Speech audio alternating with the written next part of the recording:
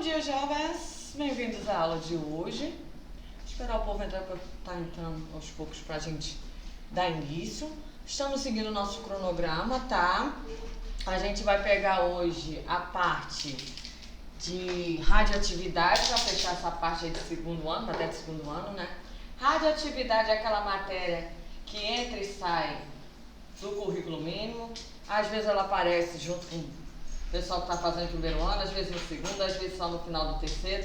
Depende do livro que é abordado, né, da coleção da escola, e depende do que foi acordado no currículo mínimo.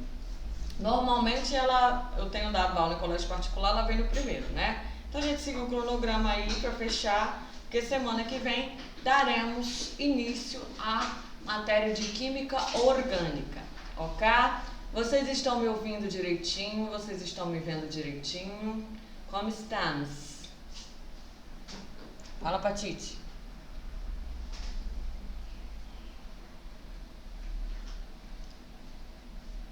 Tudo ok? Também falou assim, tudo ok. Tudo ok, Tite. Hoje, se nem se minha amiga já chegou aqui, minha amiga que não gosta de conta, tem continha, mas é aquela continha suave, graças a Deus, não é aquela expressão que você tem que olhar tudo que é valor. Negócio mais tranquilo, a gente vai com calma. Olha, Karine, eu não vou mexer neles hoje não, mas você pode me chamar no particular hoje que eu te oriento, tá? Aqueles dois últimos não, porque a gente vai entrar em assunto novo para não embolar, ok? Mas você pode me chamar que eu te dou o desenvolvimento, na verdade, né? Jovens, olha só, a matéria de hoje é radioatividade, tá? A gente vai ficar naquele esquema tela e slide pra gente ter um desenvolvimento melhor. Quando houver necessidade de escrever no quadro, jogo pra cá, e quando não, vamos no slide, tá? Ok? Então vamos fazer o seguinte,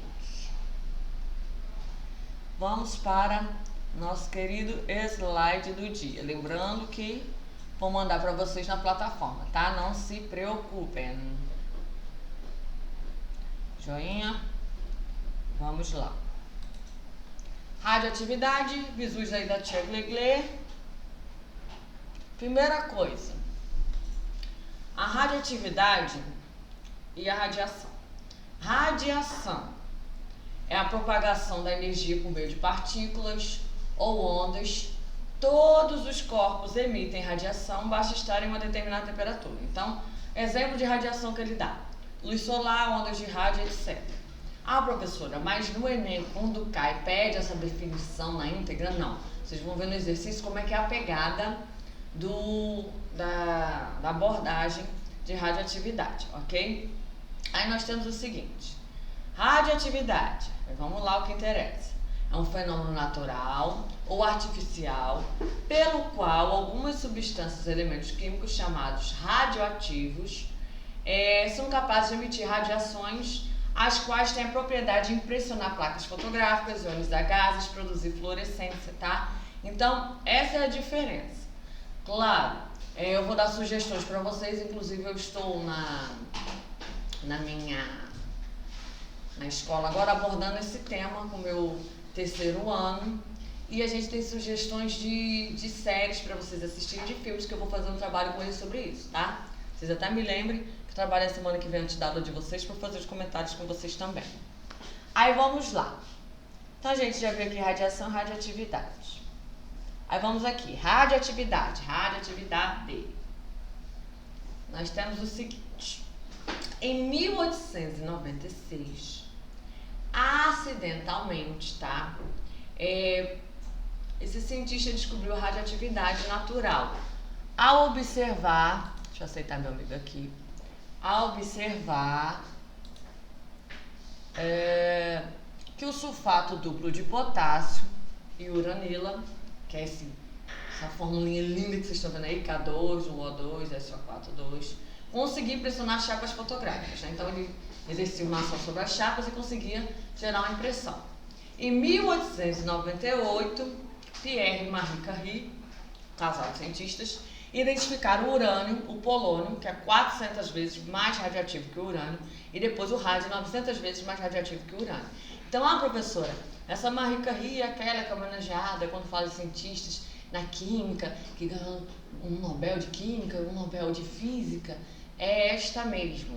Que a gente fala, você fala assim, mas por quê? Porque nesta época, cientistas mulheres não tinham o devido reconhecimento. Ela exerceu todo esse trabalho, essa pesquisa, junto com o esposo dela. Até depois vou trazer a indicação de um livro que eu comprei lá, ainda não tive tempo de ler, mas fala sobre essas cientistas. E depois que veio o reconhecimento dela, ela morreu inclusive, né, não li a fundo a história não, vou confessar, mas ela morreu inclusive devido como posso dizer, os efeitos dessa radiação, dessa radioatividade nela, né, porque não tinha proteção, o equipamento que tem hoje. Mas vocês vão ver que mesmo com o tempo avançado, não tinha assim, um conhecimento muito extenso sobre o assunto, tivemos alguns incidentes que vocês já devem ter ouvido falar e a gente vai comentar aqui, tá? Então esses nomezinhos são a nível de conhecimento. Vai que na hora do seu ilustrado ele fala assim, porque Marie Curie estudou isso, estudou aquilo, fez isso, aí ele vai com uma reação e você, mas ela fez o quê? Então eles foram o casal de cientistas, né, que identificaram urânio, polônio e o rádio, tá? Urânio vem muito em questões de decaimento, de identificação do novo elemento que é gerado após a emissão de partículas. Então, a gente fica de olho, ok? Joinha. Aí vamos aqui. Ernest Rutherford descobriu as radiações alfa e beta, o que contribuiu para a explicação do seu modelo atômico, conhecido como planetário sistema solar, e também para os avanços dos estudos dos compostos radioativos. Alguns alunos não tiveram aula comigo ou entraram no curso depois de eu pegar essa parte da atomística, tá? Vai cair aqui dentro de radioatividade? Não. Você tem que observar o seguinte, né? Que vai cair ou não vai cair. É porque gera, né, aquela base do entendimento. Quando a gente falou de atomística, a gente falou de Dalton, que era a bola de bilhar, que o átomo era uma bolinha pequenininha, densa e indestrutível e divisível. Aí depois veio o Thomson com o modelo do pudim de passas, que falou que era uma massa de carga positiva que tinha partículas de carga negativa incrustadas, né, nessa massa, que seria o pudim de passas, né? No caso, a massa branca seria a parte positiva e as passas seriam as partículas negativas, e isso haveria quantidade suficiente de partículas para neutralizar, ou seja, era neutro. Aí veio o conhecimento de íon também, né, junto com o Thomson, que se você perdesse elétron você gerava o cátion, ganhasse elétron você gerava o ânion, porque o elétron tem carga negativa, ok. Em seguida veio o Rutherford, que veio do sistema solar, e ele fez um experimento que na maioria dos livros tem, tá? Mas eu vou mandar material para vocês hoje de apoio, com certeza deve estar lá no meio, que diz o seguinte, que era o experimento da lâmina de ouro. Ele pegou uma máquina que emitia partículas, no caso partículas alfa, que possuem carga positiva, e emitiu essas partículas numa lâmina de ouro que tinha atrás da lâmina de ouro, para dar aquele apoio, um papel fotográfico. Aí o que aconteceu? Ele observou que em determinados pontos, né, aquelas partículas atravessavam. Ele falou, então, bem, se atravessa, nós temos espaços vazios ali naquela matéria. Aí alguns pontos, assim, uma região muito pequenininha, aí tinha que era rebatida essa partícula. Ele falou, essa partícula é positiva, e naquela região pequena, ela é rebatida porque naquela região tem alguma coisa positiva. E aí ele deu essa nova cara, essa nova roupa para a teoria do átomo, né? Falando que era o sistema solar, onde essa região pequenininha recebeu o nome de núcleo, onde estariam as partículas positivas do átomo, os prótons, e as cargas negativas seriam os elétrons, e falou que tinha um espaço vazio, então seria como o sistema solar. O Sol seria o núcleo, os planetas circulando ao redor seriam os elétrons. Depois veio o Bohr, que completou, falou, ninguém gira assim, né, igual uma feira, gira do jeito que quer, não. Mas gira ali em camadinhas, cada camada tem, né, uma quantidade de energia específica, que quando o cara extravasa ou fica naquele estado de excitação, não está energizado, o elétron pula, aí vai emitir fóton, tipo os fogos de artifício de hoje, entendeu? Então, assim, alguns livros mais antigos têm lá a matéria de atomismo que vem assim, teoria Rutherford-Bohr. Tá errado, professor, porque eu tenho um livro aqui muito antigo, mas ele é muito bom, mas eu vi que tem a Rutherford-Bohr junto, tá errado? Não é que esteja errado. Hoje os livros já vêm separados, porque o livro ele vai gerando em torno da exigência de concurso também, né? E abriram Rutherford e Bohr para que você pudesse estudar melhor qual foi a contribuição de cada cientista no desenvolvimento da teoria atômica, tá? Então por isso que separou. Mas você vai ver PDFs antigos de faculdades que tá Rutherford-Bohr. Só botou Rutherford-Bohr porque Bohr não derrubou a teoria, completou a teoria de Rutherford, tá? Por isso que é Rutherford-Bohr. Aí vamos lá. 1939, que nós estamos andando, né? Enrico Fermi constatou que nêutrons liberados na desintegração do urânio 235, gente, vê um nomezinho assim, urânio 235, urânio 234, urânio não sei o que lá. Porque é a massa desse urânio, tá? Porque como eles são radioisótopos, né? Vamos resgatar, isótopos, iso igual, topos, né? Número de prótons, tá? Isótopos é o mesmo número de prótons. Incidiam em átomos vizinhos, ocasionando desintegrações sucessivas. Desta forma, seriam possíveis reações em cadeia, possibilitando assim a produção em grande escala de energia nuclear, tá? Então, o que é? Vamos ali no popular, professor. Foi o seguinte, quando desintegrava o urânio, ele liberava nêutrons. A gente sabe que nêutrons estão nos núcleos, né? Junto com os prótons. Quando liberava nêutron, aquele nêutron que era liberado, o que ele encontrasse, ele atingia, ele ia desintegrando. E isso ia gerando a reação em cadeia. Por isso, essa grande quantidade de energia era gerada. O que a gente tem que tomar cuidado é que a gente vai ver que tem a fissão e a fusão, que são abordagens diferentes. A gente vai ver mais à frente aqui nos slides, tá? Isso é para vocês entenderem como é que foi feito o estudo. Ah, professora, mas a gente sabe que os cientistas, né, eles descobrem essas coisas, o avanço tecnológico. Mas, poxa, professora, às vezes eles usam essa sabedoria por bem da humanidade, às vezes nem tanto, né? Porque a gente sabe que a energia nuclear até hoje tem um tabu, porque usaram bombas nucleares na época da guerra, essas coisas todas, esses ataques. Realmente é um negócio assim, né? Terrível. Eu cheguei a dar aula com o professor Cristiano de Biologia, tá? Até o Enem a gente deve marcar uma aula assim, mesmo que a gente esteja nessa situação. Não tem como a gente fazer, a gente estava se programando já, caso demore um pouco mais a voltar, né? Porque você sabe que depende da liberação das autoridades, né? Assim, vou fazer. Depende, né? Tem um decretinho aí. Mas a gente fez sobre armas químicas, né? Então a gente falou dessa época da guerra, algumas coisas que foram citadas apareceram nos filmes. Então isso tudo a gente está preparando para trazer para vocês, para que a gente tenha o conhecimento de uma maneira mais bacana, mais suave, né? Com fatos históricos, abordagens diferentes, que às vezes a gente lê uma notícia, mas a gente não lê com esse olhar científico, né? A gente vê mais com um olhar curioso, para se atualizar, né? nos termos, né, que são usados e tudo mais. Mas a gente aprende com o tempo, por isso que a gente faz cursinho que a gente muda. Eu falo até hoje que meus alunos contam para mim que estudaram a mistura. Hoje eles falam que o achocolatado que eles fazem de manhã, eles já têm outra visão. Eles já estão fazendo a mistura homogênea, onde o chocolate está dissolvido no leite, o leite é o solvente, o chocolate é o soluto. Se eles fazem demais, está super saturado e vira uma mistura heterogênea. Tem todos esses argumentos. Acho um barato quando vocês vêm me explicar isso. No dia a dia vocês falam para os parentes de vocês. É muito divertido, porque os parentes vão assim, gente. Mas é assim que acontece no nosso dia a dia, tá? Vamos aqui para o próximo. Aí alguns fatos, né? Aí que a gente fica, opa, porque ele vai me perguntar datas. Não, mas como o Enem é contextualizado, depois assim, lá em 1942, a Fundação de Pagode lá, e os caras lá dos Paranauê fizeram isso. Então aí a gente já fica ciente, vou dizer assim, nunca escutei. Não, tô ciente porque já li sobre. Então o que vem aqui nos fatos?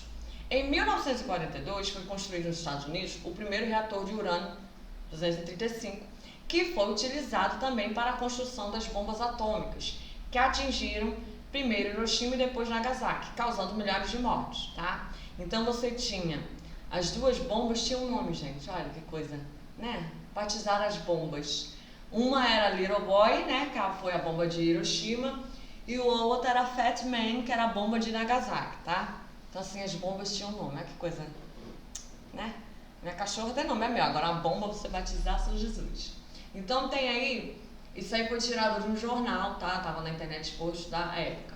Eu não coloquei nos slides os efeitos das explosões e desses acidentes, porque tem umas imagens assim que são meio perturbadoras. Então, se você quiser, eu vou dar uma olhada lá na internet jogar, aparece. Tem um negócio lá de umas cabras lá com 2 cabeças, uma cabra com o olho em cima e embaixo, gente sem braço, umas deformidades assim que você fala assim, gente, só vi isso em filme, nunca que eu imaginar que alguma coisa poderia gerar esse efeito nos seres vivos, né? Não só nos seres humanos, nos seres vivos, mas tem. Quem for curiosidade, tiver, né, coração forte, tem umas imagens bem... Eu com meu coração mediano fui só onde dá, mas não coloquei no slide não. Após isso, diversos outros acidentes foram ocasionados, como o de Chernobyl e o do Césio 137 em Goiânia, tá? Então, Chernobyl, gente, até hoje tem a série Chernobyl, que é uma das séries que você pode assistir. Estava olhando a sinopse, ainda não consegui assistir, né? Ela aborda isso de uma maneira diferente, os cientistas querem falar, porque houve, já começa o primeiro capítulo pelo que eu comecei a ver, que há um acidente, um vazamento, então, o pessoal que assistiu falou que é bacana. Chernobyl até hoje é conhecida como uma cidade fantasma, né? A radiação liberada, você tem uma certa distância segura. Já aconteceu de gente botar roupa especial e entrar em um determinado espaço que foi delimitado, que não era para entrar, mas o ser humano é uma coisa que só Jesus para explicar. Entrou e acabou sendo contaminado mesmo com roupa, porque a radioatividade, a radiação era muito forte ainda, né? Não nasce, não cresce nada. É fantasma, tipo assim, apocalipse zumbi, você olha pro espaço e tá. Eu li umas fotos na internet e falei, gente. E Césio 137, que foi em Goiânia. Eu tive contato com um professor, que ele é de física, e ele na época estava estudando, falou que, né, ele é uma pessoa com mais experiência, vamos dizer assim, e ele na época estava fazendo, acho que já após, sei lá, e ele falou que foi nessa época que tipo, parou a fábrica que ele trabalhava, e deu maior Paranauê, e veio essa parte de Goiânia. Esse acidente foi o seguinte, mexendo nas sucatas do hospital, pegaram um determinado material, aí já vem o outro acidente foi a Pedra da Lua, não lembro qual que foi isso aqui, um dos dois. E o material tinha radioatividade, aí levaram para casa, aí deram de presente pedaços, porque tinha um brilho diferente. Final da história, eu mexi num negócio que eu não sabia o que era, porque tinha um brilho ilegal, e contaminou geral, começou o nego a adoecer, aí depois não tinha o tratamento correto lá, aí veio o acidente, aí contaminou tudo. Então, esse jornal aí que tá a foto, tá dizendo assim, radiação, só Chernobyl supera Goiânia. Então, Chernobyl, vocês viram a dimensão de Chernobyl. Então, se só Chernobyl superou o acidente de Goiânia, porque o negócio foi tenso, né, gente? Então, tem imagens de famílias, né, de jornais. Eu não vou ter muito grande, não, porque é só pra vocês terem noção como é que saiu a notinha na época. Então, o negócio você pode estudar detalhes na internet sem acesso de sites seguros, tá? Não vai em fake news, não.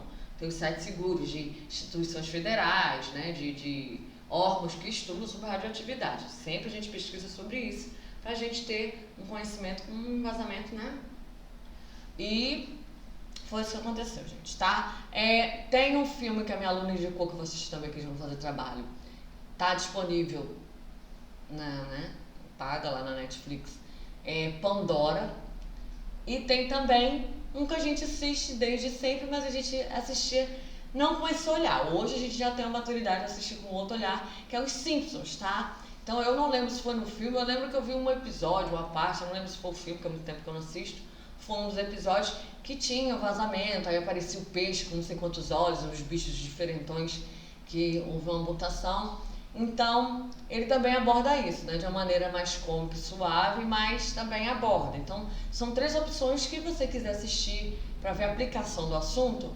A série Chernobyl, a Simpsons e o filme Pandora, tá? São 3 opções que você pode procurar na internet para assistir.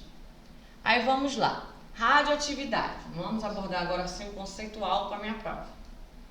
É a capacidade que certos átomos possuem de emitir radiações eletromagnéticas e partículas de seus núcleos instáveis com o objetivo de adquirir estabilidade, ou seja, Aquele átomo ele está com uma certa estabilidade, energia acumulada, ele emite radiação e emite uma partícula.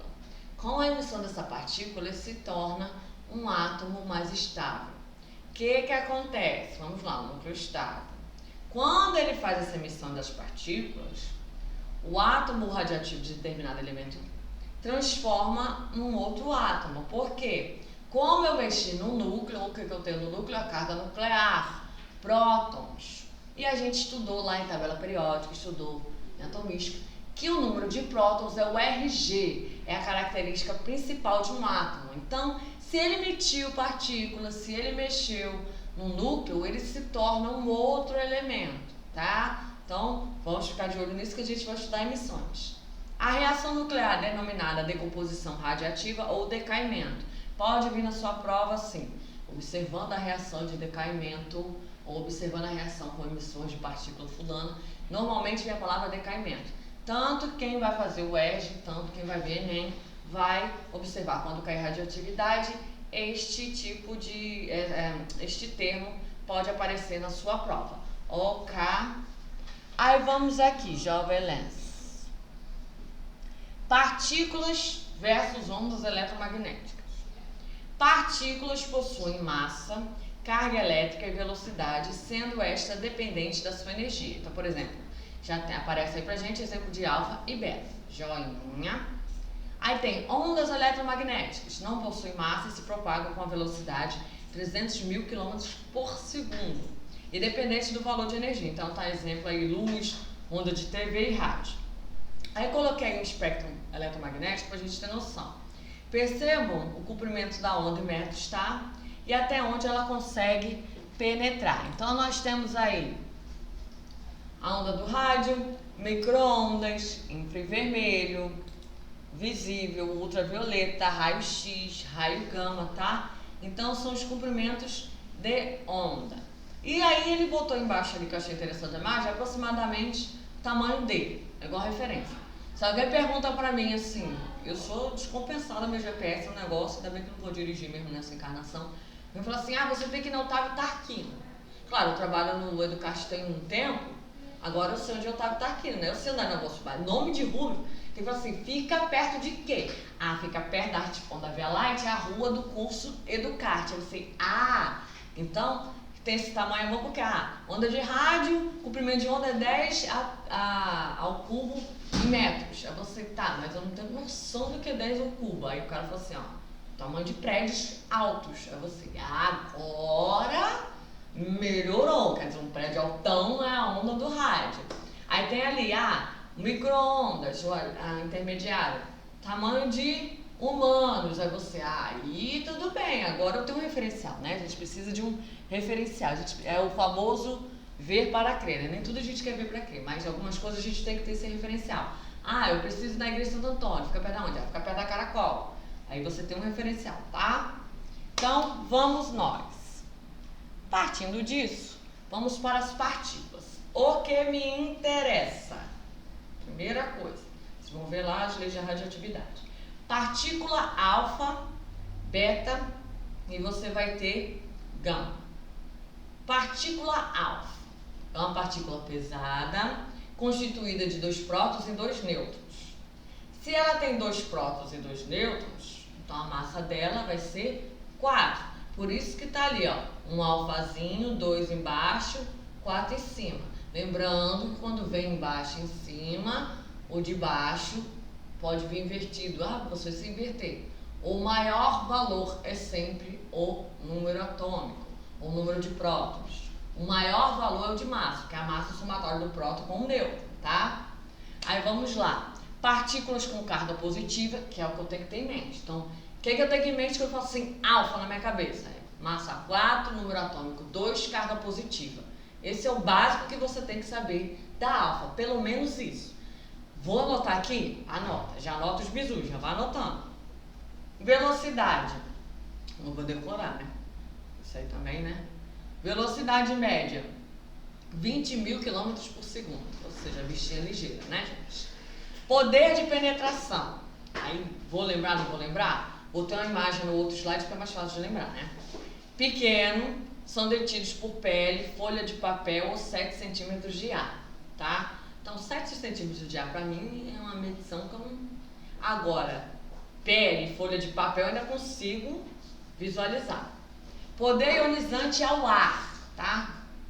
Elevado por onde passa, capturam elétrons, transformando-se em átomos de hélio. Ou seja, a alfa dispersa no ar, ela vai capturar elétrons e pode se transformar em átomos de hélio.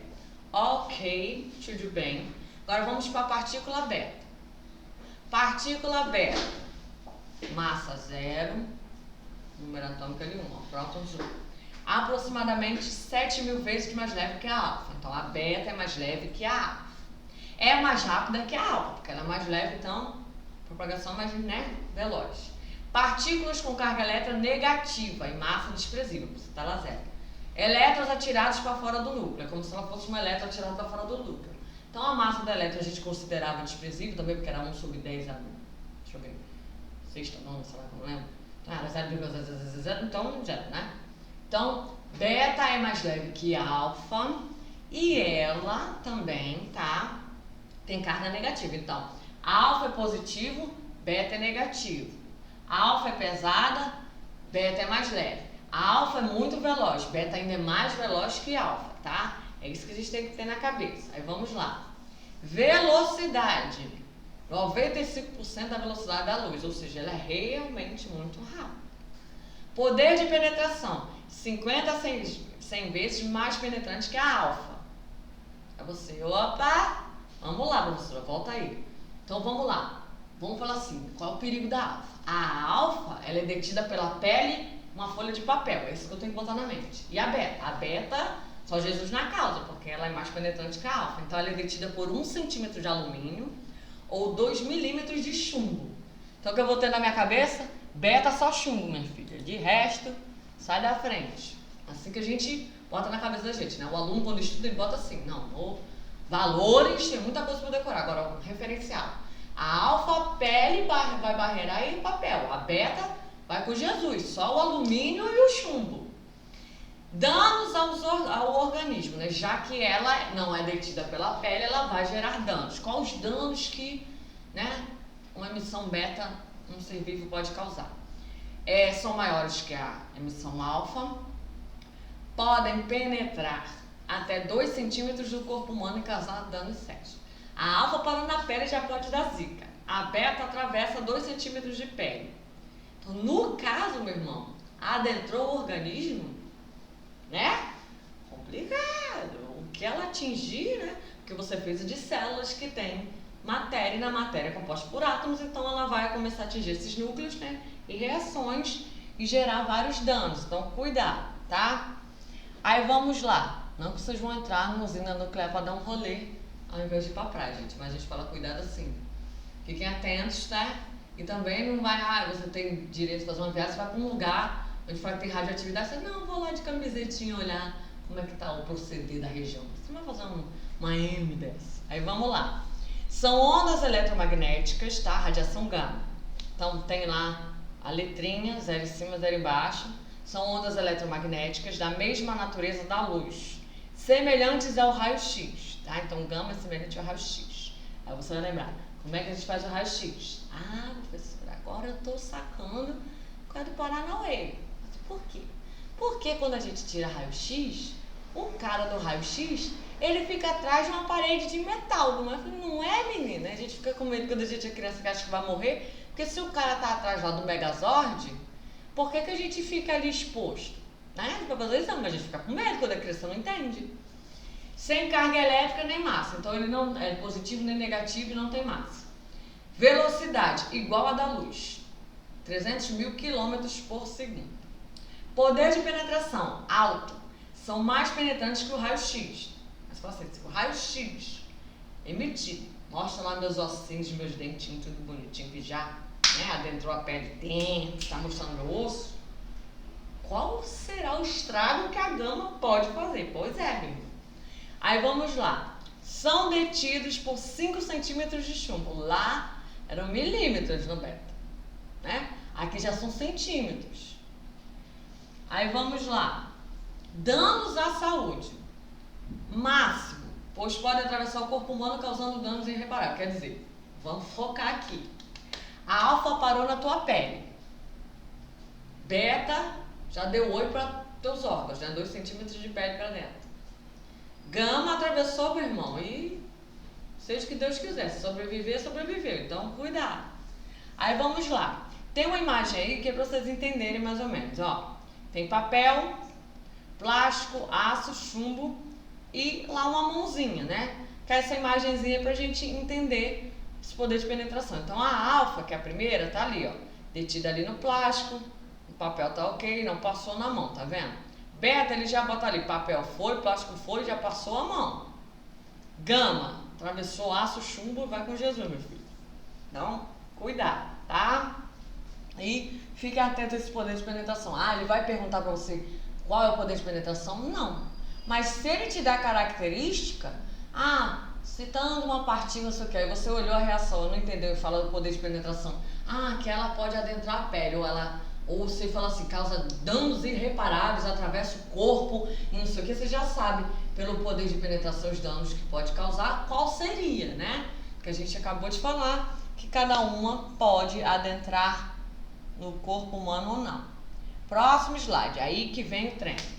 Lei da radioatividade, comumente é o que mais cai na prova, tá? Claro, ele vai te dar característica, ele pode te dar reação para você avaliar a reação, ou ele não te dá reação pelas características e o que foi formado, você vai supor qual é a partícula que foi emitida.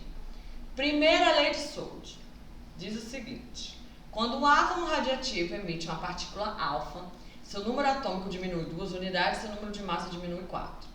No popular, como dizem os meus alunos, diminui 4 em cima, 2 embaixo. Aí deu entende. Como é que vai vir estruturada, professora? Olha a primeira linha aí, ó. Eu tenho um X de número atômico Z e massa A. Emitiu partícula, o que acontece? Ele liberou partícula. Então, o que tem? Quando eu vou escrever a reação, eu boto certinho qual partícula que foi emitida. Ali tá um maisinho, porque ela é positiva, tá? Então tá assim, a alfa 4, 2, mais o outro elemento. Então poderia aparecer um Y, um Z ou o próprio elemento. O que é que ele indicou para você? Que embaixo no número atômico eu diminuo 2 unidades e no número de massa eu diminuo 4. Professora, mas esse trem dá certo? Dá, porque se você somar A mais o 4, você tem A, né? O A menos 4 mais 4, você tem A. Se você somar o Z menos 2 mais 2, você tem Z. Lembra que a gente estudou o balanceamento, que a quantidade que tem antes da seta, a mesma que tem que ter depois da seta, é assim que você vai pegar. Por exemplo, vamos agora com números. Eu tenho urânio 238, de número atômico 92, que emitiu uma partícula alfa. Ele vai gerar um novo elemento, porque a gente falou o quê? Quando emite, a gente falou no começo dos slides, ele vai fazer essa emissão através de um núcleo instável, então vai gerar um núcleo estável. Então, um outro elemento, né? Mexeu em prótons ali nos dedos, ali no seu núcleo, outro elemento. Aí vamos lá. Emitir alfa. Então, número de massa do novo elemento, 238 menos o 4, então 234. Número atômico desse novo elemento, 92 menos 2, 90. Aí repare o seguinte, você tem aí 234 após a seta, mais 4, qual é o total? 238. E quanto eu tenho antes da seta? 238. Joinha. Número atômico, 90. Mais 2, 92. Quanto é que eu tenho antes da seta? 92.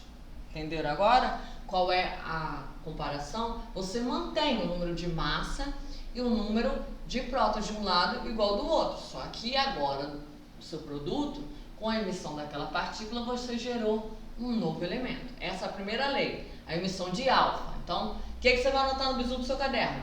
Leis da radioatividade. Primeira lei. Aí você vai botar lei de Sold, não vou levar o nome do cara. Não, bota assim, primeira lei. Alfa, diminuo 4 em cima, 2 embaixo. Partiu feroz para a segunda, tá? Se você quiser copiar o exemplo do slide, você copia. Ou se não, quando você for estudar, deixa um espaço para você pegar outro exemplo diferente do slide, que é assim que a gente estuda, vai anotando vários exemplos, ok? Vamos agora para a segunda lei de Sold. Posso passar? Responde aí pra titia. Aí foi suave essa primeira lei? Trans? Então vamos lá para a segunda. Segunda lei de Sold. Graças a Deus, hein? Estamos ótimos. Vamos para a segunda lei. Segunda lei de Soldier, Jafajanes e Russell, porque eles ajudaram, né, nessa pesquisa, então aparece o nome. O que você vai anotar no caderno? Segunda lei. Diz o seguinte: quando o átomo radioativo emite uma partícula beta, seu número atômico Z aumenta de 1 unidade, seu número de massa permanece inalterado, porque a massa de beta é desprezível, é zero. Então, o que eu vou anotar no caderno agora, professora? Primeira lei eu coloquei alfa, diminuo 4 em cima, 2 embaixo. Segunda lei, você vai botar assim, beta, somo 0 em cima. Ah, mas é só 0, mas você coloca que na hora da prova que você fica meio doido, não sabe o que fazer. Soma 1 embaixo, tá? Aí vamos lá. Tá aí meu exemplo. Professora, mas veio ali indicado na beta um menuzinho ali. Por quê? Alfa é uma partícula positiva, beta é uma partícula negativa. Aí vamos olhar, por exemplo, com valores, que é pra gente não se perder. Com valores, o que a gente, eu tenho TH 234, número atômico 90. Aí ele emitiu partícula beta. Então, certinha, como ele emitiu partícula beta, ele liberou a partícula beta. Beta. Vou somar 0 em cima e 1 embaixo. Então, 234 mais 0, 234. 90 mais 1, 91. Agora, perceba o seguinte, se eu for olhar para a conferência, se os valores estão batendo, eu não fiz caquinha na hora do somatório. Se o total antes da seta vai bater como depois da seta. 234 menos 0, 234. 91 menos 1, 90. Quanto é que eu tenho desse lado? 90. Então, nós fizemos a medição de maneira correta, porque o total da massa depois da seta está equivalente ao total da massa antes da seta. O total do número atômico está lá igual da antes da seta também. Ok, gente, aí essa lei de Soldi, primeira e segunda lei. Trunks. Claro que a gente vai fazer os exercícios, né? Mas tudo bem, excelente. Suave essa matéria, né? Interessante, mas mais suave, graças a Deus, não tem aquelas contas do cão, não. Aí vamos aqui. Famílias radioativas. No alfa, Tamir, estava mais embaixo porque a alfa é uma partícula positiva. Então, ele faz a indicação positiva. Mas quando você for escrever, não precisa nem colocar, não. E o beta está menos porque beta é uma partícula negativa. Eu não lembro se você estava no começo da aula, a gente quando falou de partículas, a alfa é uma partícula positiva e beta é uma partícula negativa, por isso que vem um sinalzinho ali, tá? Mas na aplicação da lei é só você aplicar o que a gente anotou. A alfa eu diminuo 4 em cima, 2 embaixo, e beta eu somo 0 em cima e 1 embaixo, tá? Não tem problema nenhum, ok? Aí vamos lá. Famílias radioativas. Se aparecer, o que significa, professora? Claro que titia Gley bota no slide esmiuçado, mas na verdade está dizendo o seguinte: quando você tem emissões em cadeia, você vai transformando em outros átomos. Então, a família, sei lá, do urânio 235. Por quê? A primeira emissão partiu dele, conforme foram gerando outras emissões, fomos gerando outros átomos, né? Que eles chamam de átomos filhos. Então, vamos lá.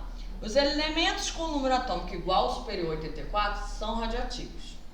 Assim como o TC e o PM, tá? O TC tem número atômico 43, lá na sua tabela periódica, e o PM tem 61.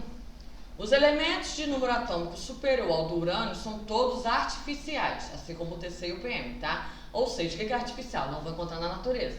Foram um estudo de laboratório, criado em laboratório, tem um conhecimento, né, desses elementos. Aí vamos aqui. Na natureza existem elementos radioativos que realizam transmutações ou desintegrações. Desintegrações é aquela emissão, tá, gente? Sucessiva, até que o núcleo atinja uma configuração estável. Por exemplo, estou com um átomo estável, ele emitiu uma partícula, ele ainda não está estável, ele vai emitir novamente até que ele se encontre, né?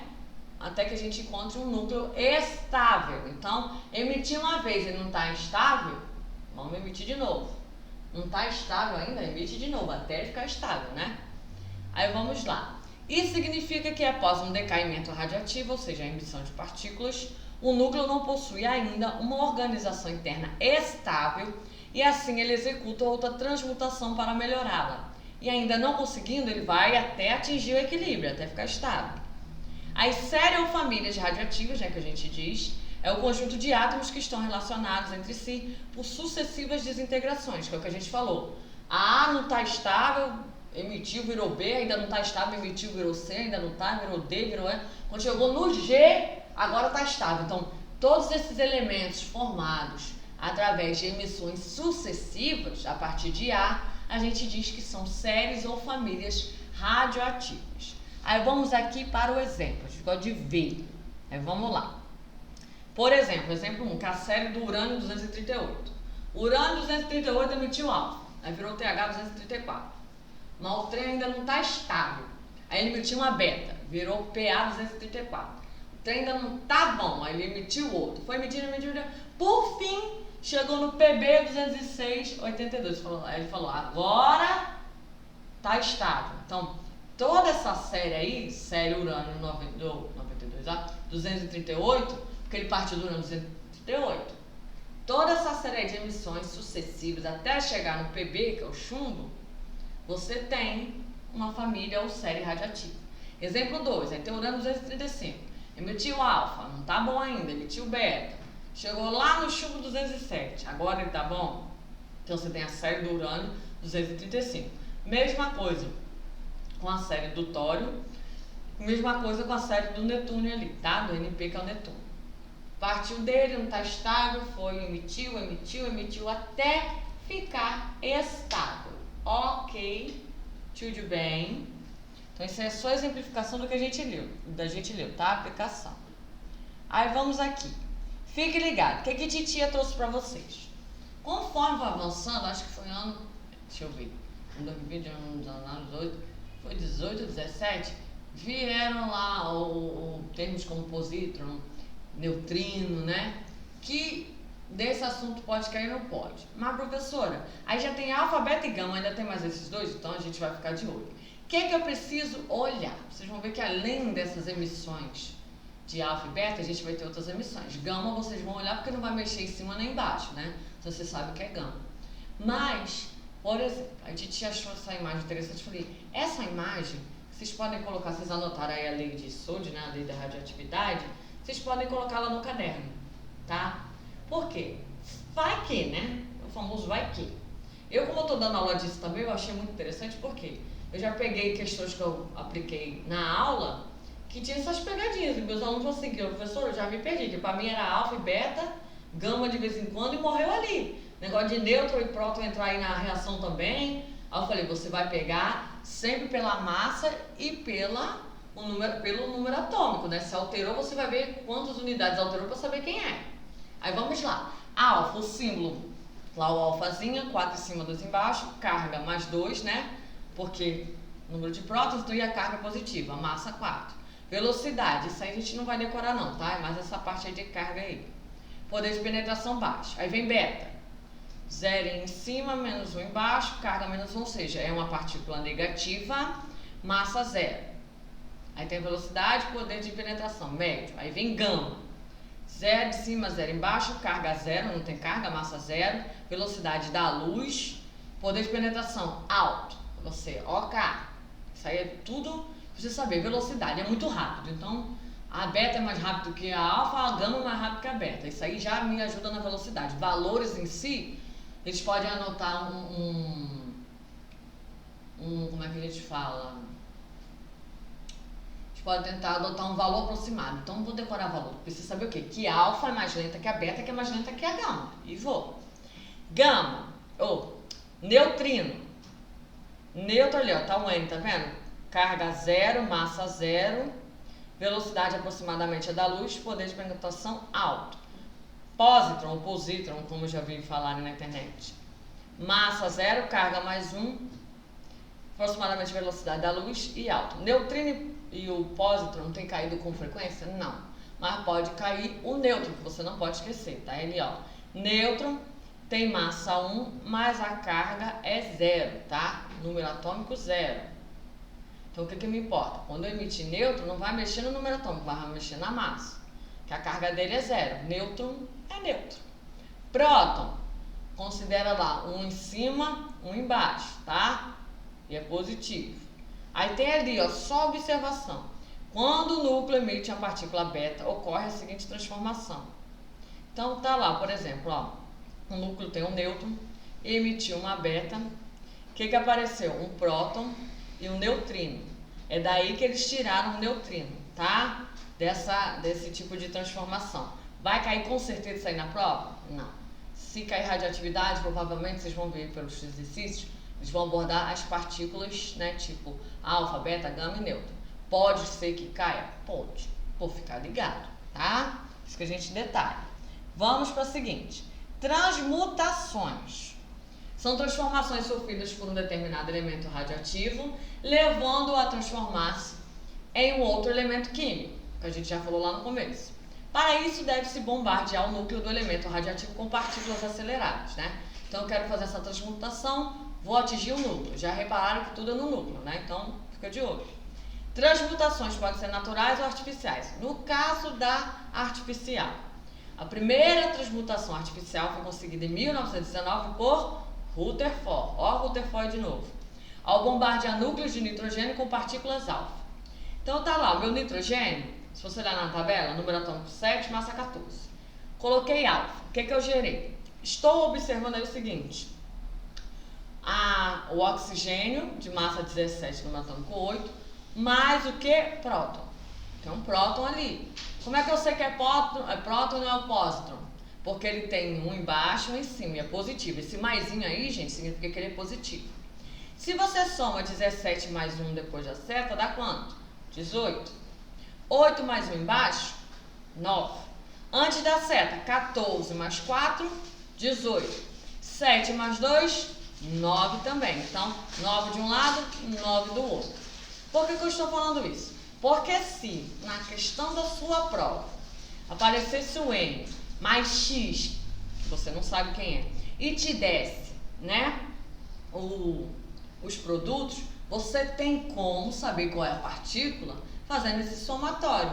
Porque 17 mais 1, 18. Qual é a partícula que eu vou ter que somar com N ali na massa para chegar a 18? Ah, tem que ter 4 unidades. Qual é a partícula que tem 4 unidades de massa? Ah, é alfa. Então ali você já descobriu que é alfa. Só pela variação de massa e de número atômico. Então, repetindo. Antes da seta os reagentes e depois da seta os produtos, o somatório de massas vai bater e o somatório do número atômico vai bater. É por isso que se ele não coloca qual é a partícula, mesmo que você não lembre das leis, mas você lembra do valor do número atômico e da massa das partículas, você tem como saber qual é a partícula que foi emitida. Ok? Em 1934, James Chadwick descobriu os nêutrons ao bombardear átomos de berílio. Então ele bombardeou, descobriu os nêutrons, tá? Ele fez na época eu falei com vocês, experimento da... Como é que é o nome, gente? Acho que sim. Que é tipo, eu falei que era a lâmpada da Aladim transparente, e ele colocava ali dentro as partículas para interagir, e ele reparou que essas partículas atravessavam e não se desviavam nem do positivo nem da placa negativa. Ele falou, então não desviou nem de um nem de outro, porque não tem carga, é neutro, tá? Aí vamos à próxima. Fissão, aí já são transformações que a gente tem que ficar de olho, tá? Pode cair pegadinha. Fissão nuclear. A gente já ouviu a palavra fissura, né? Ah, ele não quebrou, teve uma fissura. Então, é a divisão de um núcleo atômico pesado e instável através do seu bombardeamento com nêutrons, obtendo 2 núcleos menores, nêutrons, e a liberação de uma quantidade enorme de energia. Então, foco. Professor, o que eu anoto no meu caderno? Fissão nuclear. 2 pontos. Aí você vai botar assim, divisão de núcleo, vírgula. N de nêutron, você lembrar que o nêutron vai estar no meio, vírgula, muita energia. Aí você matou fissão nuclear, porque aí você vai lembrar. São palavras-chave. Divisão do núcleo, nêutron e muita energia liberada. Anotei. Aí vamos lá. Os nêutrons liberados na reação irão provocar a fissão de novos núcleos, liberando outros nêutrons, ocorrendo então a reação em cadeia. Por quê? Liberou o nêutron que atacou o núcleo do outro, que liberou o nêutron que foi no núcleo do outro, que liberou o nêutron, e assim vai. Essa reação é responsável pelo funcionamento de reatores nucleares e pela desintegração da bomba atômica. Então, quando falar de fissão nuclear, ele pode abordar dentro de reator nuclear e bomba atômica, tá? Então, vamos lá. Deixa eu jogar aqui um pouquinho para ver vocês, para vocês anotarem aí, fazer os bizus no caderno.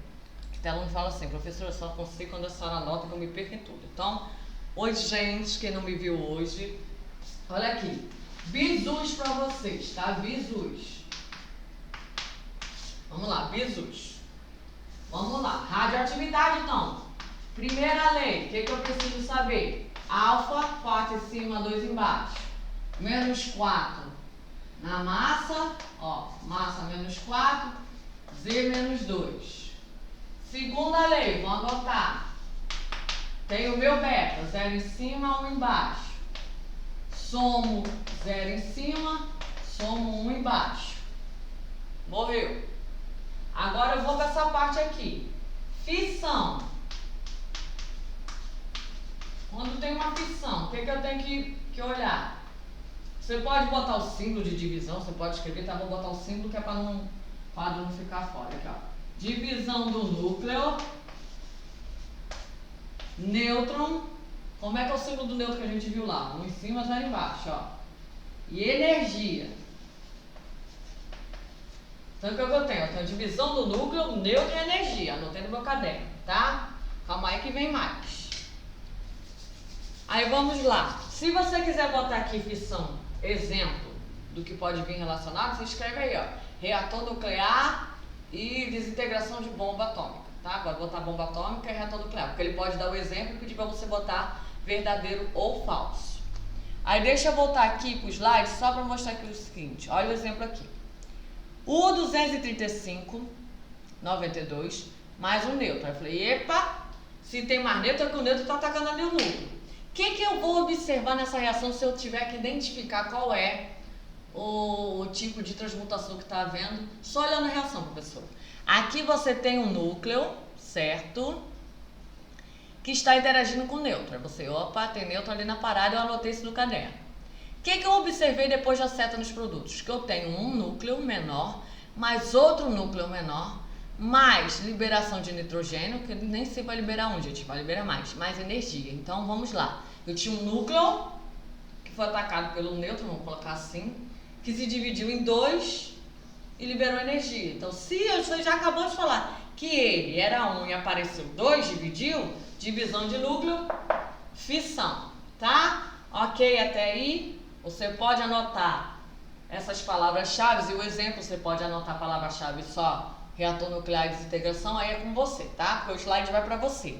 Não precisa anotar tudo. Mas vamos lá. Fusão. Fusão eu sempre lembro de quê? Dragon Ball. Lembro do Dragon Ball.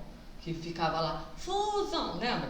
O que era fusão? Os dois molequinhos lá, né? Aprendiz de Saiyajin, que se uniam e formavam um cara forte, com energia maior. Então, fusão é a junção de 2 ou mais núcleos atômicos, produzindo um núcleo maior, com liberação de grande quantidade de energia. Nas estrelas, como o Sol, ocorre a contínua irradiação de energia proveniente da reação de fusão nuclear. Então, tem aí no seu exemplo, 4 de hidrogênio gerando 2 de hélio mais 2 de beta mais energia. O que eu tenho ali, gente? Presta atenção. Eu tenho um nêutron atacando o meu núcleo? Não. Então eu já sei que não é fissão, é fusão. Então o que você vai anotar aí? Já que você anotou fissão, que é divisão, você vai colocar aí fusão. Vai botar junção e energia que é liberada. Então, eu tenho a junção de 2 núcleos para gerar um maior e mais estável, com liberação de energia. Fissão, tem a divisão do núcleo, o nêutron aparece ali, ó, dando bote, e energia também. Tudo isso para gerar energia, tá? Ah, professora, pode ser usado por bem e por mal? Pode ser usado por bem e por mal. Tudo pode ser usado por bem e por mal. Aí vamos lá. A bomba de hidrogênio é uma aplicação bélica, aí ó, do fenômeno de fusão nuclear. Cá, joinha. Então vamos para o próximo slide. Você não pode perder tempo, que nós queremos o quê? Aprovação. Aí vamos lá. Tempo de meia-vida. O tempo de meia-vida é o período necessário, tá? Para que haja o decaimento da metade dessa amostra. Como assim, professora? Ele vai cair a metade. Vamos supor que eu fale para você, olha, eu trouxe para você um material que tem tempo de meia-vida de 5 horas. Eu trouxe para você 20 gramas, então o tempo de meia-vida é 5 horas. Aí eu volto após 10 horas, tá? Então eu tinha lá, falei para você, tem 20 gramas. Quando passou 5 horas, essas 20 gramas caíram a metade, porque o tempo de meia-vida é 5, então caiu metade, virou 10. Passado 10 horas, quer dizer que passou 5 e mais 5. Então esse 10 caiu metade, virou 5. Então, eu tenho 2 tempos de meia-vida. O que significa 2 tempos de meia-vida? Matematicamente, professora, para ter resultado. Tempo de meia-vida é a quantidade de vezes que você vai dividir por 2, ou seja, você vai calcular metade da amostra que você tem. Nós temos aí uma fórmula, mas eu já vi a própria banca das provas fazer esse método, que eu prefiro até falo para meus alunos fazerem na prova, tá? Se você é bom de decorar fórmula, eu gosto de fórmula. Faz a fórmula. Se não, vamos fazer o esqueminha aqui. Aí, vamos lá. Fórmula do meu tempo de meia-vida, do decaimento. M, que é a massa final, é igual a M0, massa inicial, 2 elevado a X. O que é o X? É o tempo de meia-vida, tá? É o tempo que ele vai levar para cair a metade. Aí vamos lá. A aplicação. Vamos ver o exemplo. Ih, não botei. Eu doido. Então vamos aqui, vem para mim. Vamos aqui. Como é que... Ali, professora, tá assim, ó. Tempo de meia-vida. Vamos lá, bota aí no seu caderno. Tempo de meia-vida. Tem gente que escreve assim, um T, 1 sobre 2 em cima dele, tá vendo? Aí fala que é tempo de meia-vida. Aí vamos lá. Lá ali tá me ensinando a calcular assim. M é igual a M0, 2 sobre X. Mas eu vou mostrar pra você se você pode calcular assim ou de outro jeito. Vamos supor, eu dei um exemplo ali de 20 gramas, tá? Vou fazer outra coisa, ó, tempo de meia-vida. Porque eu tenho um tempo de meia-vida, vou botar exemplo aqui, ó. Tenho um tempo de meia-vida de 5 horas, igual eu falei pra vocês. 5 horas, tá? Aí eu falei pra vocês o seguinte, jovens, olha só. Eu peguei, deixei aí pra vocês uma massa de 20 gramas, tá? Então, minha amostra, vou botar aqui a minha massinha. Massa inicial. 20 gramas. E eu só vou vir fazer a fiscalização, só virei, daqui a umas 15 horas. Então, passou 15 horas. Vou botar aqui, tempo final de 15 horas. Tá? Primeira coisa, o tempo que percorreu é o tempo total, 15 horas. Só que eu falei pra você que o tempo de meia-vida é 5 horas. O que significa isso? Que a cada 5 horas, a minha amostra cai metade. Então, quantas vezes ela caiu metade? Quantas vezes ela foi dividida por 2? Quantas vezes o 5 cabe dentro do tempo total? Vai ser a quantidade de tempos de meia-vida. Então, 15 dividido por 5, 3. Então, por causa desse valor, eu tenho 3 tempos de meia-vida. Você... Tá, quer dizer que eu vou dividir 20? Vou dividir 20 por 2, 3 vezes. Aí o aluno fala assim, então eu posso dividir por 6? Não, criança. Né? 2 vezes 2 vezes 2. Ou dividir por 8. Calma aí, vamos lá. Não, é isso mesmo. Você vai fazer 2 vezes 2, 4 vezes 2, 8, que é 2 a terceira. Aí o meu aluno perguntou se podia dividir por 6, porque eram 3 tempos de meia vida, 2 vezes 3, 6. Não, esse 3 é 2 elevado a 3, tá? Aí vamos lá. Eu posso montar minha conta, fazer aqui, ó, que a massa vai ser 20 sobre 2 elevado à terceira, que é 20 sobre 8. Que é o problema aqui que não tem mais tempo de meia vida, que o cara se enrola. Ou você fazer o seguinte, qual era a sua inicial? 20 gramas. Aí tive o primeiro tempo, eu tenho 3. Aí eu boto uma seta, tá? Primeiro tempo de meia vida, cai metade, 10 gramas. Tem mais? Tem, são 3. Segundo tempo de meia vida, minha setinha são os tempos de meia vida, tá? Cai metade, 5 gramas. Mas eu tenho mais um, professor, são 3, mais um tempo de meia vida. De meia vida, quanto é que sobrou? 2,5 gramas. Então ele vai perguntar qual é a massa da amostra após 15 horas. Ou seja, após 15 horas eu tive 3 tempos de minha vida. Então o que era 20, eu dividi por 2 3 vezes. Ou posso fazer 20 dividido por 2 a terceira, que é 8, tá? Também. Mas na minha cabeça, como estudante, os meus alunos também falam, que assim eles enxergam melhor. O professor pode ter 7 tempos de minha vida. Se eu fizer assim, eu calculo de boa. Se eu fizer assim, que a conta dá tipo, se der um 20 dividido por 16, eu vou me enrolar. Aqui, como eu divido por 2, eu vou rapidinho. Então eu na prova tinha medo de errar cálculo, por mais bobo que fosse, eu também fazia assim. Então 20 dividido por 2, 10, por 2, 5, por 2, 2,5. Por que eu tenho 3 setas, professor? Porque eu tenho 3 tempos de meia vida. Vou dividir por 2, 3 vezes. Professor, eu posso fazer então 20 dividido por 2 a terceira, que é 2 vezes 2, 4 vezes 2, 8. 20 dividido por 8, vai dar isso aqui? Vai, pode fazer também que vai dar, tá? É o que você se adapta melhor. Eu estou mostrando para você que você pode resolver assim, assim, porque o que você achar que é mais prático, você faz. Tem aluno que fala que assim perde mais tempo, mas eu tenho aluno que calcula assim muito mais rápido do que assim, tá? Mesmo bom em matemática. Então, o que você se sentir mais à vontade é o que você irá usar. Aí vamos lá. Datação de fósseis, tá? Que está aí no seu slide. Os fósseis são vestígios ou restos de seres vivos, animais ou vegetais, preservados em vários tipos de matérias. São encontrados principalmente nas rochas, porém gelo, piche natural e resinas também podem servir para a preservação desses elementos. Paleontologia é a ciência que usa os fósseis como objeto de estudo. Tem gente que viu a aplicação de datação dos fósseis, acho que foi num episódio de bônus, tá? Que é tipo um CSI que a mulher pesquisa osso. Aí vamos lá. No método de datação de um fóssil são utilizados elementos denominados radioisótopos, tá? Que são isótopos provenientes da ação da radioatividade. O C14 é formado continuamente na atmosfera, é isso que você não pode esquecer.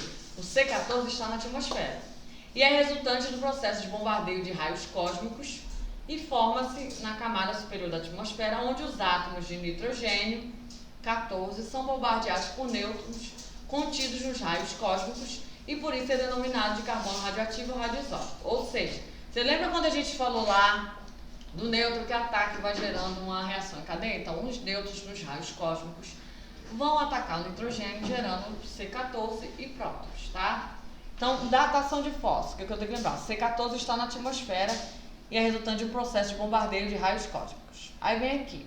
O tempo de meia-vida do carbono 14, quer dizer, o tempo que ele leva para cair a metade, igual a gente estudou aqui, é de 5.700 anos.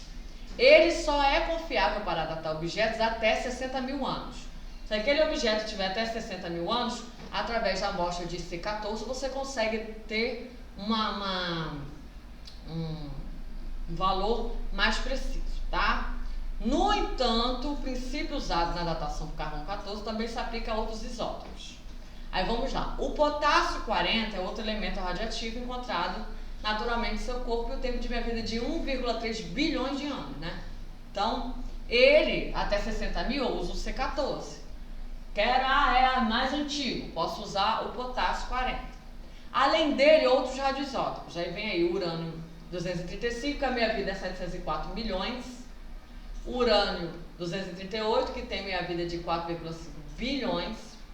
O tório 232, que tem 14 bilhões de meia-vida. E o rubídio 87, meia-vida 49 bilhões. Ou seja, vi que é provavelmente mais antigo que 60 mil. Então o C14 já não é tão eficiente. Vou pegar uma dessas opções, fazer a medição, porque eu sei o tempo de meia-vida da quantidade que tem. Mas a quantidade como, professor? Em porcentagem. Aqui no nosso exemplo, a gente botou 20 gramas. Ao invés de 20 gramas, eu poderia ter colocado 100%. O total não é 100%. Então, eles usam porcentagem destes isótopos encontrados na amostra, tá? Esse é só um exemplo para vocês entenderem como é que é a aplicação. Aí, vamos lá. Botei exemplo de datação de fósseis. Um fóssil humano encontrado nos sambaquis brasileiros foi datado em aproximadamente 4.000 anos através do processo de datação de C14, tá? Utilizando o gráfico de decaimento desse isótopo mostrado abaixo, assinale a alternativa que estima o teor aproximado de carbono 14 que esse fóssil vai ter. O que eu tenho que ficar de olho, meu camarada? Olha o teu gráfico. Você tem a concentração e tem o tempo. A gente falou que tempo de meia-vida é o tempo que ele leva para decair a metade. Então, se eu tenho 10, como é que eu vou descobrir qual é o tempo de meia-vida? Vou olhar no 5. O tempo que bater com 5 é o tempo de meia-vida, é o tempo que ele leva para decair, tá? É assim que você pega o tempo de meia-vida no gráfico. Então, olhando no gráfico, o 5, tá vendo? No seu eixo Y está o teor de C14, em ppb, parte por bilhões. Então, você tinha 10 no princípio. Então, a metade é o 5. Então, o 5 bateu o quê? 5.730 anos. Então, eu sei que o tempo de meia-vida deste C14 aí é 5.730 anos. Aí, vamos lá. Como é que eu faço a resolução? Como ele quer o teor, vamos lá. 100%, 5.730 anos. 4.000 anos, eu tenho 70%, tá? Aí vamos lá.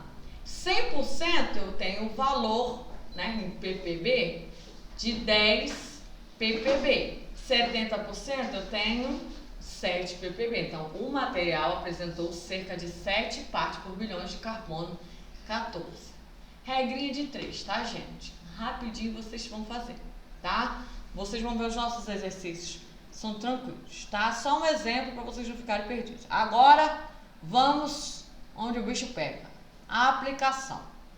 Primeira questão aí, tá? Lembrando que as questões que eu tiro da apostila, eu coloco aqui para não ficar de cabeça baixa lendo o livro, perder a interação com vocês, e porque aí vocês não precisam, fica a apostila, bota para slide. Já está indicado no slide, página e o número. Se você gosta de botar o gabarito lá também, né? Aí vamos lá. A técnica de carbono 14 já começou com essa. Já foi, ó. Pá! Permite a datação de fósseis pela medição dos valores de emissão beta desse isótopo presente no fóssil. Você, OK. Para um ser em vida, o máximo são 15 emissões beta. Aí preste atenção nas unidades. Me deu uma aguinha aqui para a garganta ficar seca. 15 emissões beta por minuto por grama. Então, eu tenho por minuto 15 emissões, por grama 15 emissões, né? Por isso está minuto grama.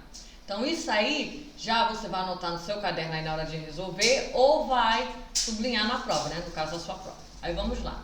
Após a morte, a quantidade de 14C, né? Carbono 14, se reduz pela metade a cada 5.730 anos. Então, o que ele se reduz pela metade? 5.730 anos. Isso aí é o quê? Meu tempo de minha vida. Tempo de minha vida, 5.730 anos. Aí vamos lá. Considere um fragmento fóssil de massa igual a 30 gramas. Foi encontrado em um sítio arqueológico e a medição de radiação apresentou 6.750 emissões beta por hora. A idade desse fóssil em anos é... Vamos ver aqui na parte das resoluções. Primeira coisa. Eu li lá que eu tenho 15 emissões por minuto. Então, por hora, quantas emissões eu vou ter de beta? Fiz minha regra de 3 e descobri que por hora eu tenho 900 emissões de beta. Só que a gente também falou o seguinte. Por minuto e por 1 grama. Como eu tenho 900 emissões por hora, eu tenho 900 emissões por hora em 1 grama. Em 30 gramas, que é a minha amostra, eu tenho quantas emissões? 27.000 emissões. Agora vou eu. Eu tenho 27.000 no todo. Caiu metade? 13.500. Caiu metade? 6.750. Não foi o que ele falou lá? Teve 6.750 emissões. Então, cheguei no valor que ele deu, parei. Quantas setinhas eu tenho? São a quantidade de tempo de minha vida. Então, eu tenho 2 setinhas. Eu tenho 2 tempos de meia vida. Cada tempo de meia vida tem 5.730 anos. Então, se eu tenho 2 tempos de meia vida, 2 vezes esse valor vai dar 11.460 anos. Então, o meu fóssil tem 11.460 anos. Ok aí, jovens? Essa é mais complicadinha um pouquinho, porque você tem aquela unidade de emissões por minuto por grama. Então você tem que adaptar de acordo com o tempo, né? Porque ele falou lá em hora, e de acordo com a amostra, que ele não deu 1 grama, ele deu 30 gramas. Se ele tivesse dito 1 grama, você tinha seguido com 900 emissões. Mas como ele falou 30 gramas, então você tem que aplicar esse valor de emissões relacionado a esta quantidade de massa. Ok aí, meninos? Tudo tranks? Podemos? Fala, Patite. Isso aí, ó. As questões de radioatividade, gente, a gente só tem que tomar cuidado. Essa eu botei de cara porque vocês viram que tudo que a gente aprendeu, a gente aplicou nessa. Só tem que tomar cuidado, é o que eu falei pra vocês, já chamei a atenção na enunciada. É quando vê unidade, né? Tantas emissões por minuto e grama. E quando ele aplica a hora, você tem que fazer essa alteração, assim como nós fizemos em outros.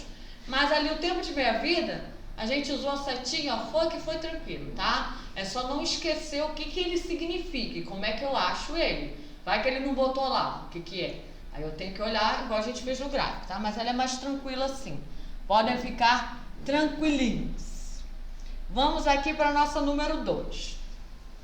Pesquisadores recuperam DNA de ossos de mamute. Aí deu aí o nome, né? Que eu não vou falar isso aí nem a pau, juvenal. Encontrados na Sibéria, que tiveram sua idade de cerca de 28 mil anos, confirmada pela técnica do carbono 14. Aí você confere. Acabamos de conversar aqui que carbono 14 vai até 60 mil. O cara tem 28 mil, então carbono 14 foi eficiente. Aí deu a fonte, vê o seguinte. A técnica de datação do carbono 14, cadê o texto? É possível devido a... Aí vamos lá. Como a gente conversou sobre, vamos ver. A proporção conhecida entre carbono 14 e carbono 12 na atmosfera ao longo dos anos. Letra B. Decomposição de todo o carbono 12 presente no organismo após a morte. Letra C. Fixação maior de carbono 14 nos tecidos de organismo após a morte. Fizeram envio já? Vitória, fizemos envio. D. Emissão de carbono 12 pelos tecidos de organismos após a morte. E letra E. Transformação do carbono 12 e carbono 14 ao longo dos anos. O que a gente falou? Por que a gente falou lá na hora? A gente pode usar o carbono 14 devido, a Tamires até respondeu, devido à sua presença na atmosfera, né? Que entra em contato com a matéria e vai se acumulando. Por isso que você tem como datar. Então, de cara, a gente já ia quem? Letra A, ok? Aí já me indicaram que prova a gente fez essa questão em biologia. É por isso que nos aulões, eu e o Cristiano, nós gostamos de fazer esse bate e volta, porque a gente já reparou que muitas questões de biologia, elas vêm abordando uma parte química e dá aquele rasante em biologia. Assim como algumas questões de química, vem com todo o funcionamento biológico e dá aquele rasante no conceitual da química. Então é muito, como é que a gente fala? Está muito interligado. Por isso que a gente gosta de dar aulão esmiuçando as coisas, porque do jeito que eles abordarem, vocês vão tropeçarem, tá? Ok? Vamos para a próxima. Então, trancos aí. Nossa próxima questão. A bomba reduz nêutrons e neutrinos e abana-se com o leque da reação em cadeia. Aí vem aí, Andrade, Carlos Drummond de Andrade, poesia completa e prosa. E vem o seguinte. Neste fragmento de poema, o autor refere-se à bomba atômica de urânio. Essa reação é dita em cadeia porque Então, lembra o que a gente conversou de família radioativa, série radioativa, quando é que a gente tem reação em cadeia? Só pra você lembrar disso. Aí vem na letra A. Fissão do urânio 235, onde ocorre liberação de grande quantidade de calor que dá continuidade à reação. B. Fissão do U-235, ocorre liberação de energia que vai desintegrando o isótopo, enriquecendo em mais isótopo, né? Mais no outro. C. Fissão do urânio 235, ocorre liberação de nêutrons que bombardearão outros núcleos. D. Fusão do U-235 com o U-238, ocorre formação de neutrino que bombardeará outros núcleos radioativos. Letra E. Fusão de urânio com urânio 238, que ocorre a formação de outros elementos radioativos mais pesados que desencadeiam novos processos de fusão. Vamos lá. O que é que a gente anotou no bizu sobre fusão e fissão? Se você olhar a sua anotação, você sabe o gabarito. Primeira coisa, é fusão ou fissão? Se tem uma reação em cadeia. Fala pra Tite. Fissão. A Ana Luísa falou logo assim. Fissão, minha filha. Fissão. Se é fissão, o que a gente anotou que tá na fissão que ele sai do pagode? Tem desintegração, mas é quem tá agindo nessa fissão que aparece lá, que a gente anotou? Nêutrons. E onde é que a gente tem esse apanhado de informações? Qual a alternativa? A, B ou C?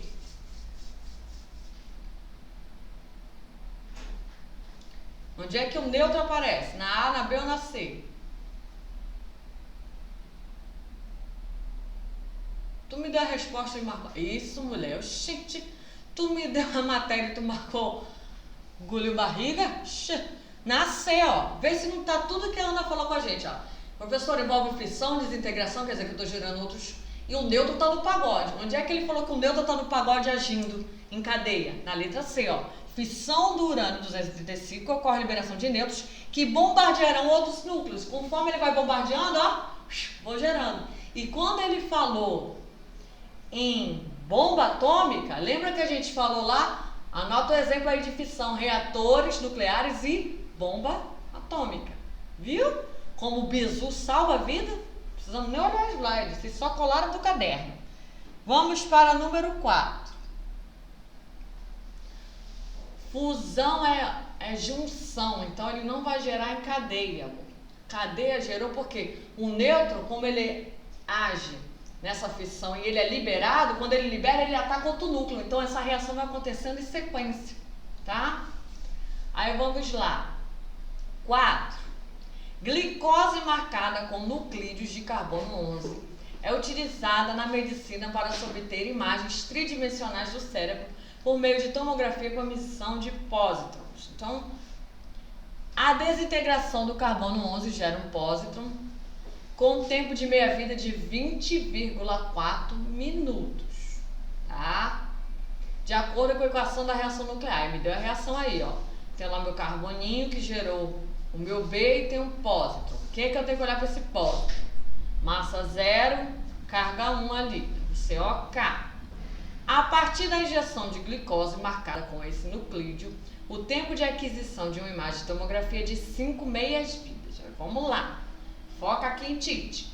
Primeira coisa que você vai anotar aí. O tempo de meia-vida é de 20,4 minutos. Ele falou que a injeção passou 5 tempos de meia-vida. Então, 5 vezes esse tempo. Aí fala o seguinte. Considerando que o medicamento contém 1 grama, a massa em miligramas. Presta atenção.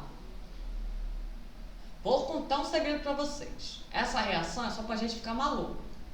O tempo de meia-vida é o que a gente vai usar. 20,4 minutos a gente nem vai usar aí. Que deu treta, que Diego errou e engoliu barriga. Seu medicamento tem 1 grama. E o resultado ele pediu em miligramas. Então, cuidado. Ali é nuclídeo, tá? Saiu do núclide. Núclideo, faltou o O. Então, cuidado. Aí, miligramas vai ser o resultado. 5 tempos de meia-vida quer dizer que eu vou dividir por 5, ou vou dividir por 2, 5 vezes. Então, eu posso fazer 1 sobre 2 elevado a 5, ou fazer 1 dividido por 2, dividido por 2, dividido por 2, até chegar no final. A escolha é sua, tá? Você pode usar um dos dois. Titia foi no mais prático, eu não sou besta. Aí vamos lá. 1 grama. Como são 5 tempos de minha vida, eu vou ter 5 setinhas e vou dividir por 2 5 vezes. Dividido por 2, 0,5 gramas. Dividido por 2, 0,25. Por 2, 0,125. Por 2, 0,0625. Por 2 de novo, 0,03125 gramas. Mas ele quer em miligramas. Então, eu vou passar grama para miligrama. Vai dar aproximadamente 31,3 miligramas, gabarito letra D.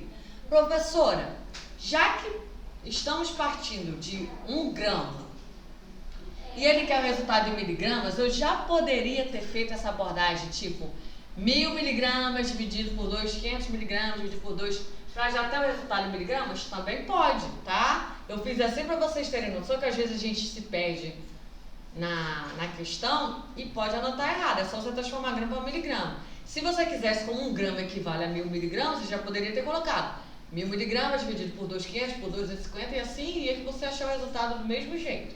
Ok? Joia aí, gente? Tranquilo? Vamos para mais uma. 5. Usou nada, garota. Mas aqui eu pensei que ia ter que usar minutos, já estava aqui desesperada, já estava lá descabelada calculando. Não. Você usaria se ele pedisse assim, qual é a massa e quanto tempo ele levou para chegar a essa massa. Aí você ia ter que usar, tá? Você ia ter que usar o tempo de minha vida, porque você ia dizer, ele chegou a 31,3 miligramas após não sei quantos minutos.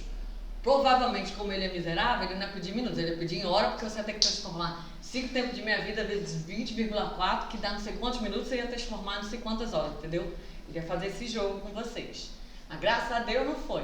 É só para mostrar que a gente leva um susto quando lê. É igual essa daqui, ó. Essa é simples também. Essa é número 5. Só que a gente, quando olha, já dá de cara com essa reação, já fala assim, já não gostei do trem. Mas olha como é que vem a abordagem. Vocês já repararam que a abordagem a gente já falou de bomba, já falamos de medicamento, agora vamos falar de medicamento novamente. Olha só. Os radiofármacos são utilizados em quantidades, traços, com a finalidade de diagnosticar patologias e disfunções do organismo. A gente viu lá que eles colocaram um radioativo, a gente fazer um exame de tomografia mais específico, né? Aí vamos aqui. Alguns desses também podem ser aplicados na terapia de doenças como no tratamento de tumores radiosensíveis. A maioria dos procedimentos realizados atualmente em medicina nuclear, gente, eu vou corrigir essa formatação, que às vezes quando salva em PDF, aí dá esse trem, desses delay, mas eu salvo, vou corrigir e mando para vocês hoje. Nuclear tem finalidade diagnóstica, sendo o 99-XTC, X-meta estável, o radionuclídeo mais utilizado na preparação desses radiofármacos. O 99-MO é o precursor desse importante radionuclídeo, cujo esquema de decaimento é apresentado a seguir. Lili Power Rangers. O que é que eu descobri? Que esses radiofármacos são utilizados a fim, de combater alguns tumores que sejam sensíveis a ele. Foi o que a gente entendeu até agora. Alguma aplicação química, mais biológica do que química. Isso que eu falo pra vocês. A gente fica assim, vai na química, vai no efeito colateral da biologia, vai não sei o que. Aí vê reação. Você, não, vai na química. Então ele tinha um MO99 que emitia uma beta, isso que ele está mostrando pra você.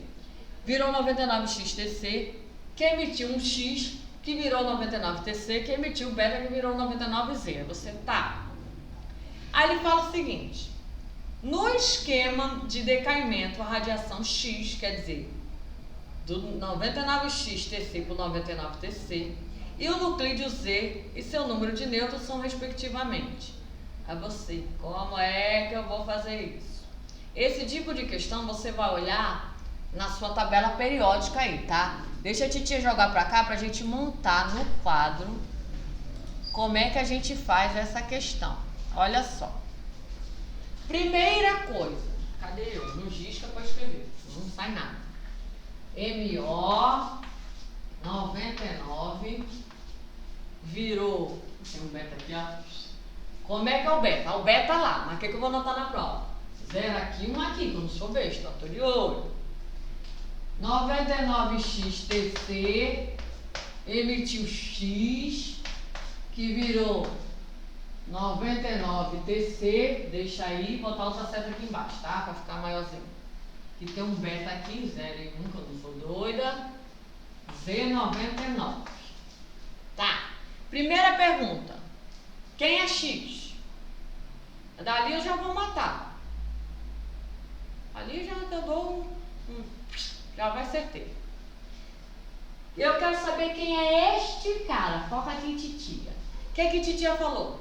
Primeira coisa, você olha se teve alteração de massa, se não teve, quanto é que teve, quanto é que não teve, tá? Então vamos lá. 99x virou 99. Mas mudou a massa? Não mudou massa. Se não mudou massa, pode ser alfa? Não. Então, a D e a E eu já sai fora. Então, ou é gama ou é beta, de novo. Porque não mudou massa. Aí vou eu. Agora, ele quer saber o Z. Se eu vou pro Z, aqui, presta atenção no seguinte. Quando eu emitir beta, o MO, cadê MO menor? Gente, eu não anotei o numeratão com DMO, não. Veio pra titinha na tabela o numeratão com DMO, que na tabela não veio hoje, não. Mas vamos assim mesmo. Vamos lá. Quando o MO emite, a massa continua, virou esse TX, tá vendo? E aqui embaixo eu vou somar 1. Veio o MO, quem tá com a tabela, mandei pra titia, pra gente fazer ele completo. Quando emitiu esse, eu virei o mesmo TC, fica aí doido, não botei TC, tá? Depois eu emiti uma beta, virei C. A massa não alterou, então quer dizer que daqui pra cá eu somei 1. Eu achando aqui, eu mato a questão ali, tá? Vou saber quem é o cara e como é que eu calculo o nêutron, professora? Nêutron é igual a massa menos número atômico, tá? Menos prótons. Alguém achou o MO aí? Ninguém achou? Oh, poxa. Peraí. Pois eu acho o MO. O gabarito dessa questão, eu vou mandar depois para vocês. É letra A, tá? Porque aqui o número de prótons, ou de nêutrons é 55. Então 55 menos 99. 99 menos 55. 44. Que somei, eu somei 1. Aqui era 43. Aqui 43. Então aqui era 42. Já descobri. Fui mais rápido que vocês, ó. Então, o MO, massa 99, número atômico 42. Não tem na questão, professora. Vai na tabela. Já achei, minha filha. Fiz o cálculo aqui mais rápido que vocês. Aqui, ó. 42. A Vitória tá rindo de mim, ó. Só fui fazendo o cálculo ao contrário. Paraíba é bom de conta. Uma coisa de bom de conta. Aí vamos lá. Quero que vocês entendam esse esqueminha, tá? Vocês podem anotar aí. 99, aí fui lá. Não tinha número atômico, professor. Aí você vai lá, só tabela. 42. Emitir beta. O que a gente anotou aí? Beta soma 0 em cima e embaixo. Então, 99 mais 0 deu 99, que é o 99x dele. 42 mais 1, aqui apareceu o quê? 43. Aí ele falou ali, ó, que o 99x emitiu o x, né? E tá estável, ficou de boa. Então, o x, a gente falou assim, professor, alguém que não mexe na massa, tá? Então, primeiro a gente chutou gama. Então, gama seria 0 em cima, 0 embaixo. 99, TX 43. Emitir beta, soma 0 em cima, 99, 1 embaixo, 44, tá? Aí eu vou olhar lá na tabela quem é o 44. Ele quer saber o número de nêutrons. É o nêutron igual massa menos próton. Então, 99 menos 44 igual a 55. Que dá o gabarito da bancada. Mas, professora, se aqui eu chutasse beta, vamos ver se a gente achar gabarito? Vamos. Se eu chutasse beta aqui, ia ter 44 aqui. Certo? E aí, aqui ia aparecer 45. E aqui ia aparecer... Cadê? 54. Mas o negócio é o seguinte. Que aqui eu vou dizer a vocês por que não pode ser beta. Que eu estou enrolando, se você quer chegar onde? Quando a gente falou das leis, a gente falou que iam gerar um novo elemento. Por quê? Porque mexe no núcleo, mexe no número de prótons. Gama mexe no número de prótons? Não. E o que eu reparei? Que na minha sequência eu tenho um elemento que emitiu uma partícula, gerou um outro elemento, que emitiu uma partícula que continuou o mesmo elemento. E depois da beta que virou um novo elemento. Repararam isso? Então, se daqui para cá eu não virei um outro elemento, quer dizer que eu não mexi aqui, ó. Se eu não mexi aqui, não é beta. Só poderia ser gama, você ficar entre A e a B. Por que você não falou isso do começo, professora? Isso aí, ó, tá me falou, se fosse beta ia dar 44, né? Por que você não falou isso desde o começo? Porque eu tenho que cavucar a mente de vocês por causa da pegadinha. A alfa vocês descartam de cara, se vocês lembrarem da primeira lei. Agora, beta e gama, o cara fica na dúvida.